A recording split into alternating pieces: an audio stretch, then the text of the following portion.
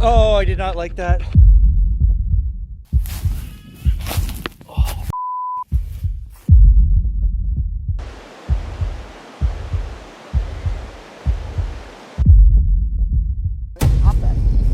I will. Woo! They went in for an adventure, but what they found was pure nightmare fuel. Tonight, you'll witness 6 most disturbing forest encounters ever caught on camera. What lurks in the woods might be far darker than you expect. Let's begin. The first video tonight comes from Bigfooter Gary, a paranormal and cryptid-focused channel centered on solo night investigations in remote woodland areas, often combining Bigfoot research with spirit box communication and real-time, unfiltered reactions.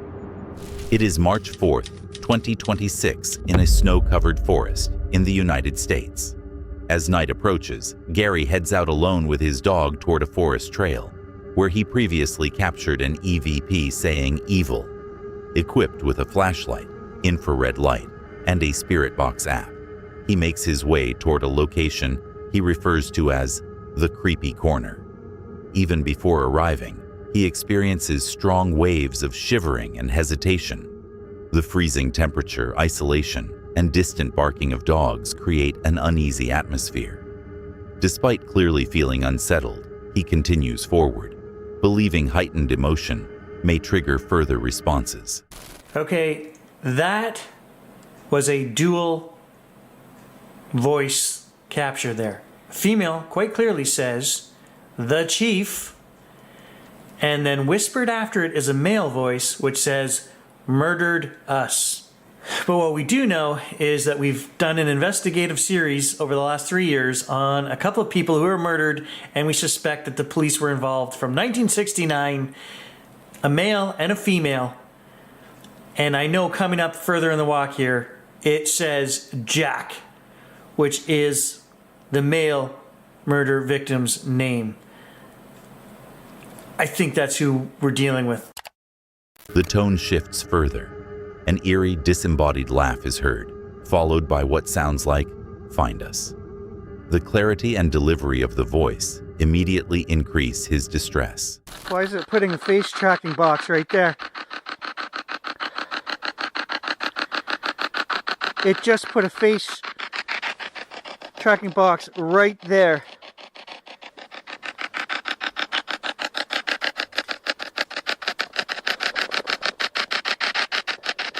It's doing it again. The equipment begins behaving unexpectedly. The spirit box turns on without being touched and does not function as it normally would, leading Gary to believe something may be interfering with it directly. Should I be out here in the dark? Am I protected?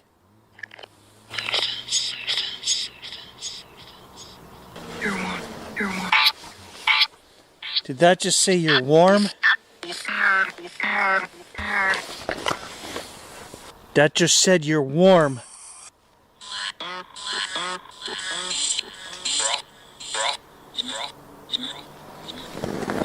Who am I talking to?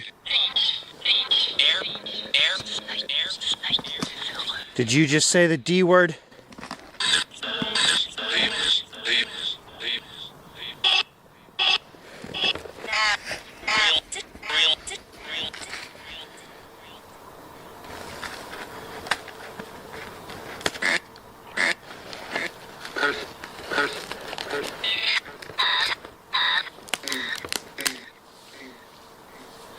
That just said Grant, cursed, and demon. Portal? The interaction becomes more personal. A voice appears to say a name connected to him, making the encounter feel targeted rather than random. Is that you? Did you hit me in the back?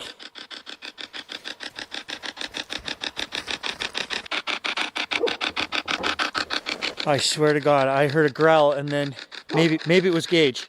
Maybe Gage growled.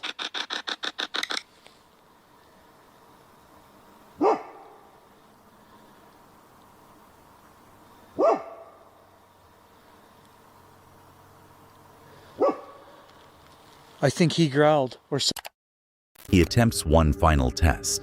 After asking for the eerie laugh to be repeated, a similar female laugh is heard again shortly after, appearing to directly respond to his request. The investigation builds steadily from unease to something far more intense. Responses become clearer, more direct, and increasingly negative as Gary moves deeper into the forest.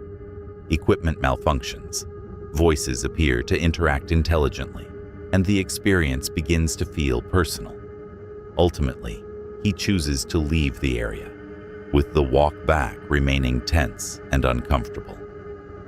Even after returning home, the repeated laughter and direct responses stand out, leaving him with the impression that whatever was communicating was not only present, but actively engaging with him throughout the night. Before we move on, if you're enjoying the video so far, leaving a like really helps. And if you haven't subscribed yet, now's a good time. We recently passed 50,000 subscribers, and that's entirely because of you. The next target is 100,000 before the end of the year. Ambitious, but worth aiming for. There's a hidden word somewhere in this video. See if you can spot it. Now, let's continue.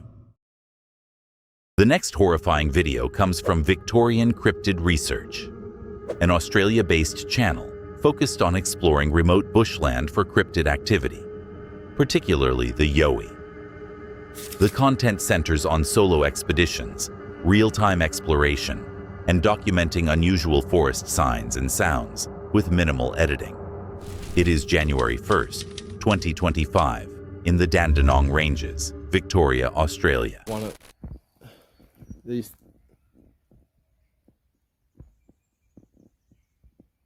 I just heard something behind me. Probably nothing. Yeah, I've seen, like, see these bits here, 1, 2, 3. They're pretty straight. So, like, I've seen a tree weaved, like, I'm talking a decent sized, maybe like, I don't know, 10 inches around. I'm trying to think if that's big. It probably as big as that, probably as round as this itself. I've seen that weaved in through there, coming out here, and then back in that one, and back out, and then the leaner just continues. Like, there's just absolutely no way in hell nature can do that. It's impossible, let alone a man. Like, He reflects on previous Yowie sightings reported in the same region. The history of unexplained encounters in these hills adds weight to the situation, heightening his awareness as he continues deeper into the bush. Black between that next to the tree. Footage is too shit. The Sherbrooke encounter. I'm in the same hills as that. For anybody that listens to Yowie Hunters audio reports or the Yowie witness reports, whatever it's called.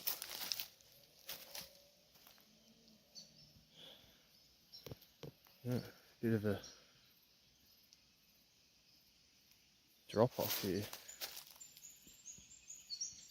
Yeah, where that guy in 1970, I think it was. I think it was. Yeah, 1970 in Sherbrooke. He was at the picnic area, which is like a walking track. I might go there next video or soon. Like, I'll go right to where that guy was, and the pack of, I think he said, did he say wild dogs? No, they wouldn't have been wild. Unless there was wild dogs around here back then, because it was 50 years ago. But yeah, anyway, the dogs ran through, barking their heads off or whatever, and then he heard the noise, go up, and The meaning of the sound becomes clear to him. He interprets the crack as a warning. The feeling shifts from curiosity to urgency, as if something in the forest is signaling him to leave. I know where I came in. That's what happens when you... when you do this stuff. Oh yeah, I think I came through here. Oh my god. I've got more of those sticky, spiky things on my sock.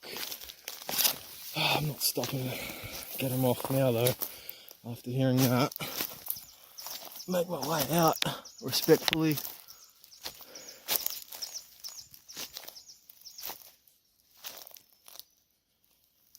Call it an afternoon.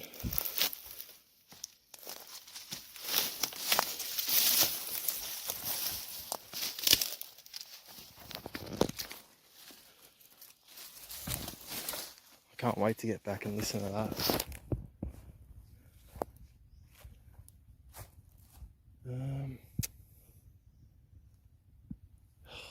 This way.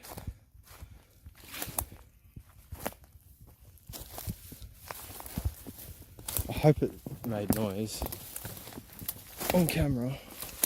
It sure as hell did in real life. As he begins to retreat, the situation becomes more difficult.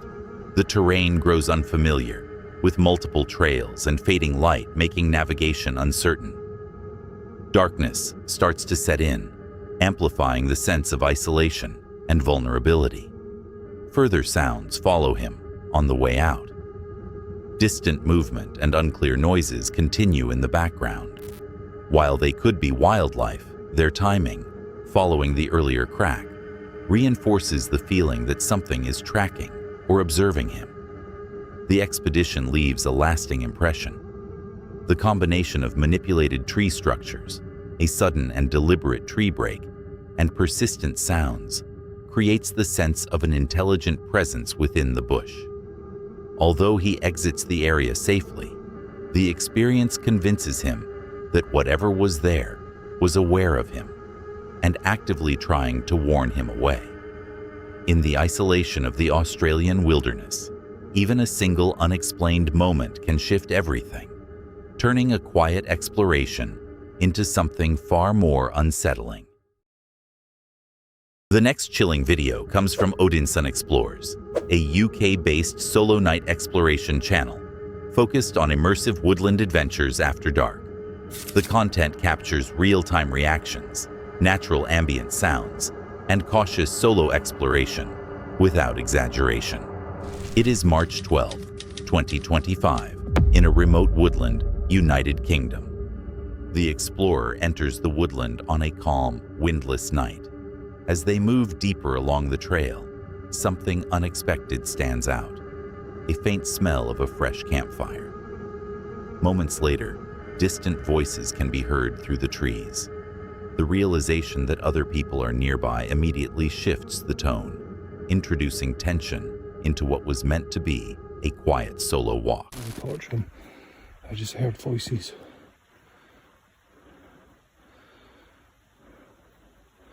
See, it's so quiet up there. They heard me coming in. They probably heard me changing the batteries and stuff. But I'm not getting attacked.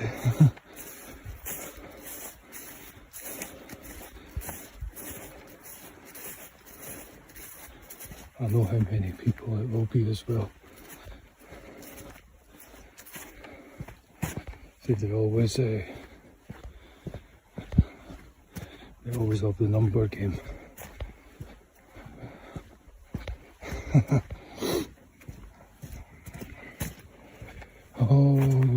They always have the number games.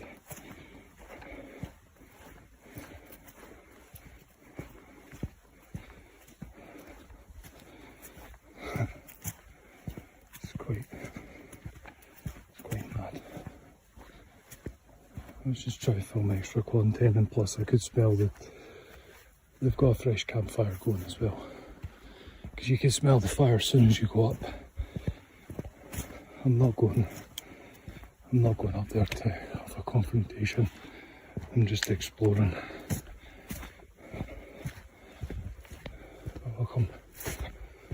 back another time. I made it to the front bit anyway, that's the main thing. Because when I was changing the batteries I could hear something.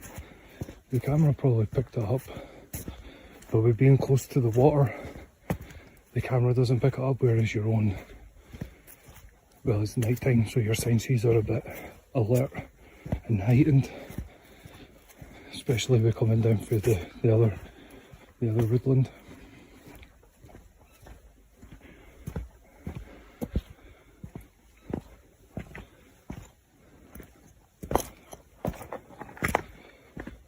I can hear the deer though.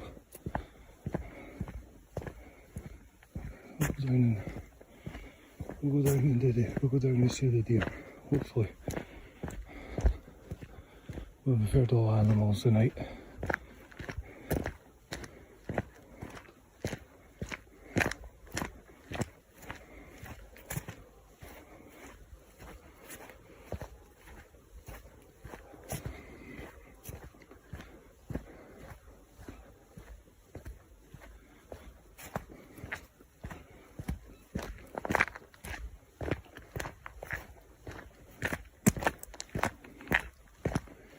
It's been a good night.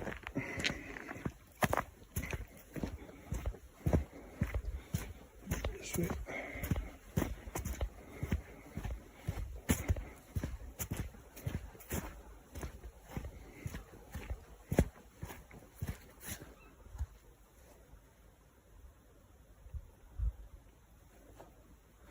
Let's do this for a deer check.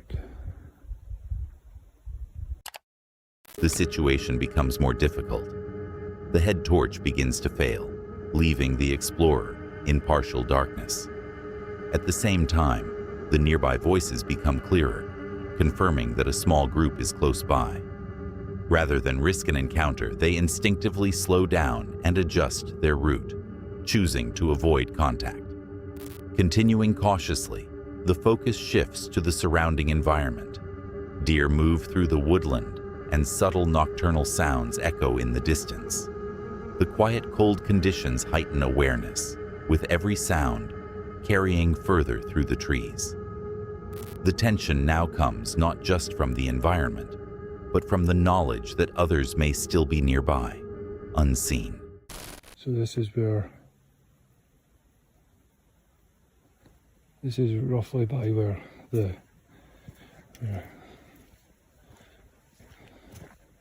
is where I got charged the other night by something.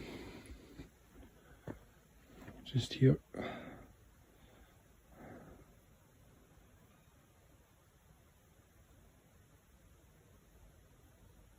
The dealer. Reaching a familiar point in the woods, the explorer recalls a previous unusual experience in the same area. The memory, combined with the isolation and limited visibility, reinforces the need for caution and trust in instinct while navigating the terrain alone. The experience remains grounded, but quietly tense throughout. While no direct confrontation occurs, the presence of unseen people in a remote woodland changes the dynamic of the entire walk. Combined with low light, wildlife movement, and isolation, the night becomes a reminder that the biggest uncertainty in these environments is often not what you can hear, but what you can't see. The explorer leaves safely, emphasizing the importance of awareness, restraint, and trusting instinct when exploring alone at night. The next shocking video of the night comes from Medium Vibrations, a UK-based paranormal investigation channel focused on EVP sessions and ghost hunting explorations in reportedly active locations. It is August 21st, 2025 in a forested river area, United Kingdom. I'm starting to feel something. Same feeling as last time. Oh, I can feel more intensity.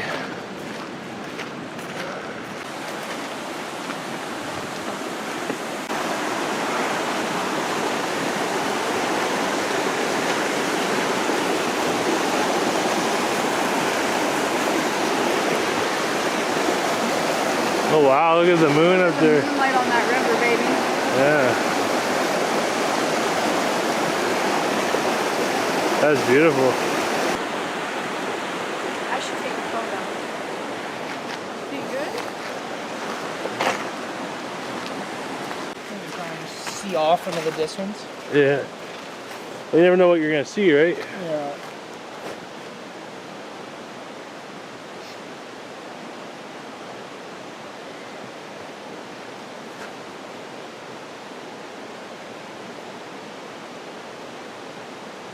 You got the bag with the radio. Oh, Wow.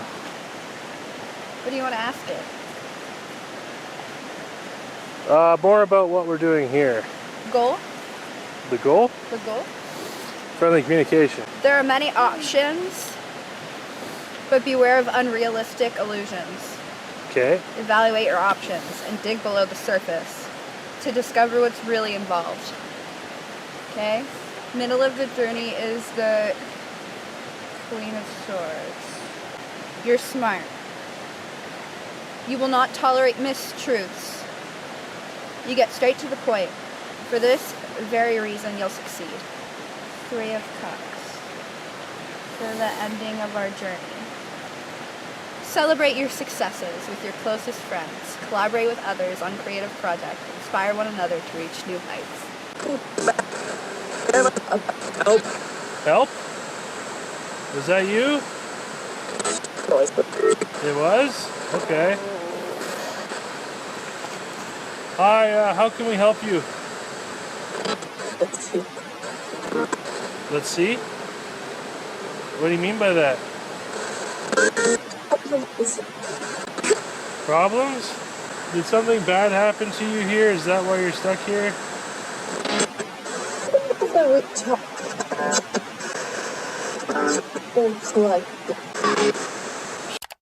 The group pauses. As they consider moving deeper into the woods, a sudden wave of chills runs through them. The hesitation suggests the environment may not be as passive as it first appeared. Yeah. that's fucked.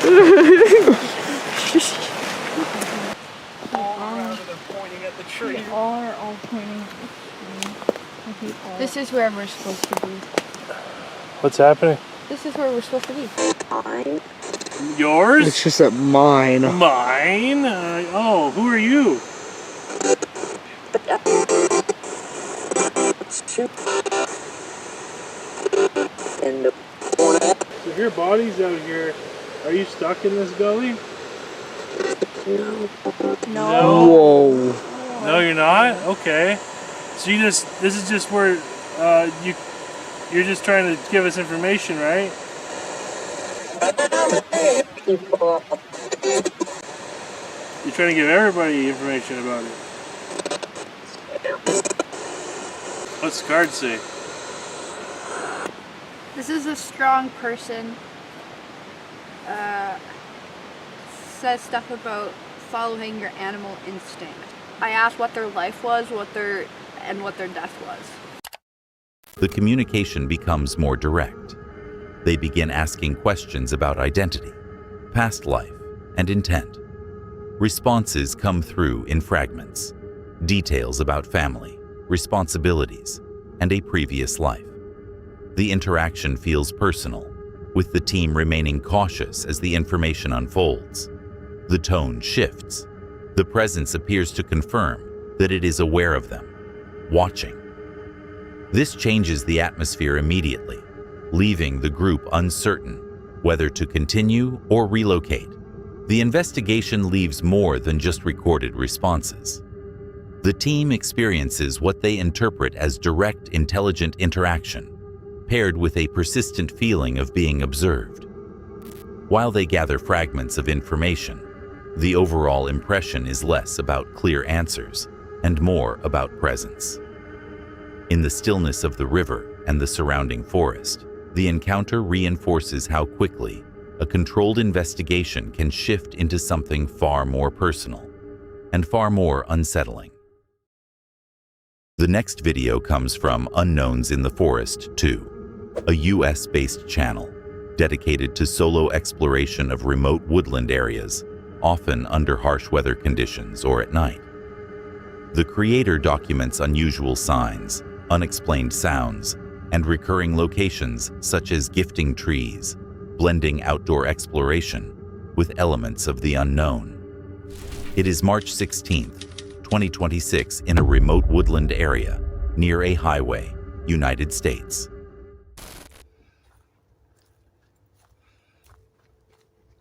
Sticks everywhere. Like I said, we had winds. I mean, high winds.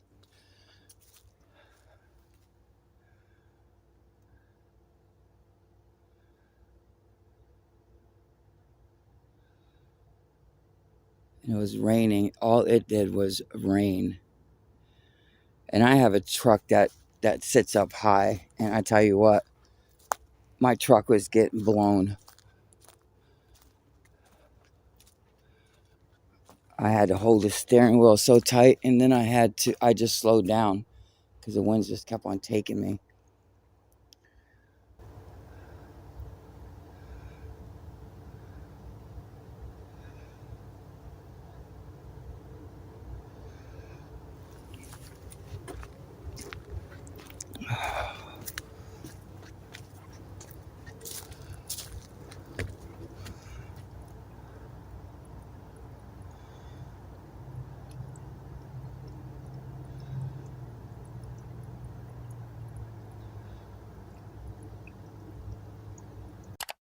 As they approach the area, something unexpected cuts through the noise of the rain.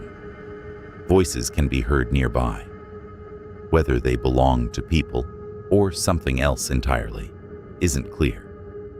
But the presence of others in such a remote location immediately raises concern. I've been here for a few hours. And if that guy was here, I did not notice him until I got back out of my truck and came back in.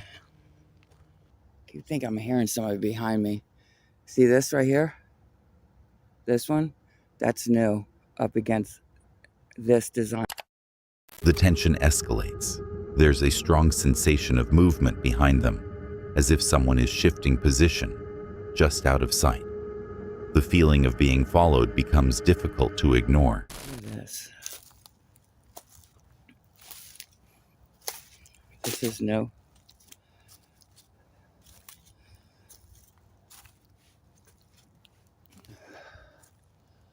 The big stick in the ground is new. You know, I think I'm gonna put the Slim Jims right over there.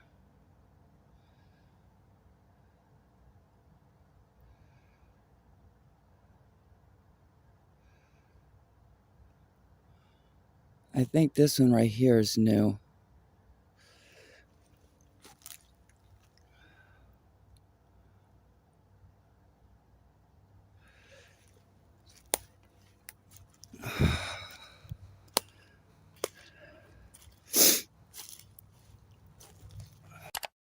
A distinct smell is noticed. It's described as dog-like, unusual for the immediate surroundings, and out of place given the conditions and isolation. Reaching the gifting tree, new changes are immediately visible. Several stick structures have appeared around the area, formations that were not present during previous visits. Their placement suggests recent activity, reinforcing the idea that something, or someone, has been there. The explorer completes the visit cautiously. Slim Jims are left as offerings near the structures, placed quietly while avoiding unnecessary noise. Throughout, there's a clear awareness that the area may not be empty. The encounter leaves more questions than answers.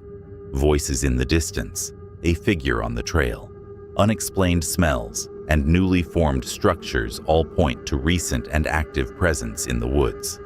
Whether human or something less easily explained, the experience reinforces the unpredictability of returning to locations tied to repeated activity.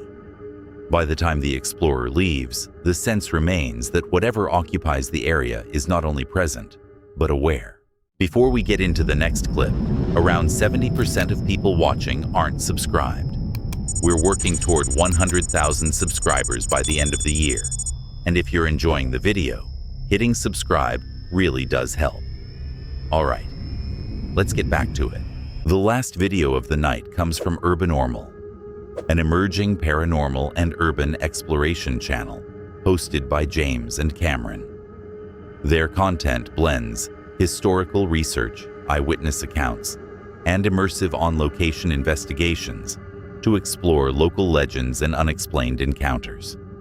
It is September 14th, 2025 at Salt Creek, also known as Area 21, in Farmer City, Illinois, United States. Tonight, we are in Farmer City hunting down one of the biggest urban legends located in the Midwest. Farmer City is home to what they may call the Farmer City Monster. In 1970, this creature was spotted in the local forest, and it scared the absolute crap out of everybody in the area from Farmer City all the way to Waynesville.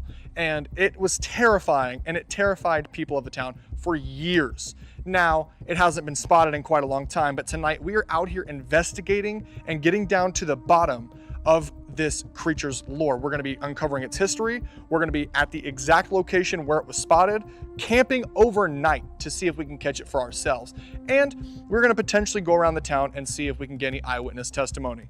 Over the next day and a half, we are going to be following what we strongly believe to be this cryptid's trajectory, starting in Farmer City, working our way through Hayesworth, and going into Waynesville. We're going to go to the 3 different spots where it was sighted. We're going to be camping at the location where the original sighting took place and asking the locals, and hopefully we'll discover an answer. We are going to be out all night. This is going to get insane. It's going to be intense, and we hope you guys enjoy. So without further ado, let's go on ahead and get into the investigation of the Farmer City Monster. Before reaching the woods, something feels off. As they move through the town, they notice how unusually empty it is.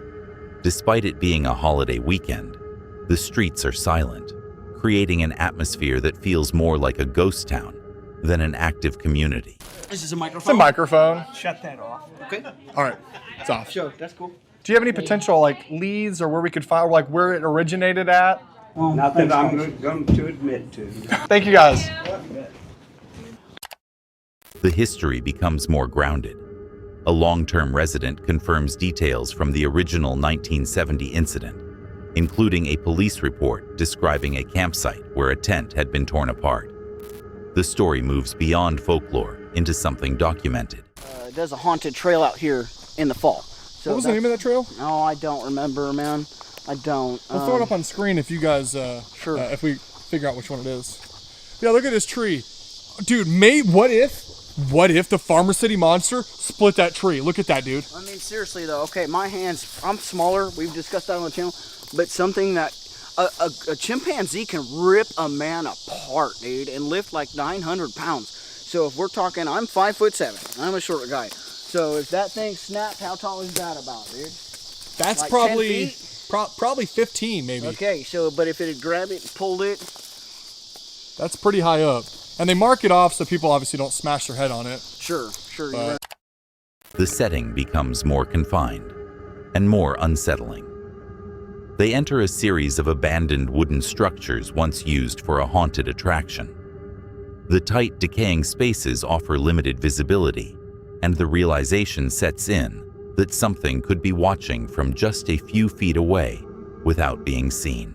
Don't make that face at me. No, dude, what if you go missing? What am what am I gonna eat? Eat bugs. This is loose dirt, right? So keep an eye out for footprints. Yeah, so far I haven't seen any. I've been looking on the ground. I've only seen car tracks. See, okay, one of the bad things is that when we first walked through here, a Jeep passed by. What if the Jeep ran over the footprints? Yeah, man, you never know. We might have got here too late. You never know. But honestly, it's a really cool location. So far, we do seem to be alone. Nobody seems to be at any of these fade off camp trails or campsites, I should say. And we haven't seen any footprints, but honestly, it's really cool out here. I wonder if they'll take the actors back here and kind of give them a walkthrough. As night fully sets in, the tone changes. The confidence of daytime fades, replaced by a clear awareness of their surroundings. Deep in the brush, far from help, the investigators begin to consider the reality of their situation. They are no longer just researching a story. They are inside it. What begins as an investigation into a local legend gradually becomes something more grounded and more tense. With historical reports, uneasy reactions from locals, and physical signs in the environment, the line between myth and reality becomes less clear. Whether the Farmer City monster is something tangible or simply a story that has endured over time, the fear surrounding it remains very real. As the team prepares to continue deeper into the area, the night ends not with answers, but with the feeling that something may still be out there, watching from the darkness along Salt Creek. And that wraps up another dive into the unknown. If you're into spine-chilling footage and unexplained encounters, hit that subscribe button and stick around. We've got more coming, and it only gets weirder from here.